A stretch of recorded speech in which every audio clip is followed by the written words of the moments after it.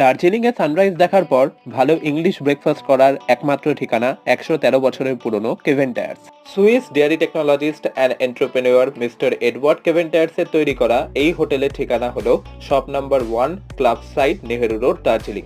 যদিও আমাদের বাঙালিদের কাছে এই জায়গাটা প্রিয় অন্য কারণে। 1962 সালে সত্যজিৎ রায়ের বিখ্যাত সিনেমা কাঞ্চনজঙ্ঘার একটি দৃশ্য এখানে শুট হয়েছে। এছাড়াও 2012 সালে পড়শি সিনেমা এবং বর্তমান সময়ে বিভিন্ন বাংলা ওয়েব সিরিজ এই কেভেন টায়ার্সে শুট হয়েছে।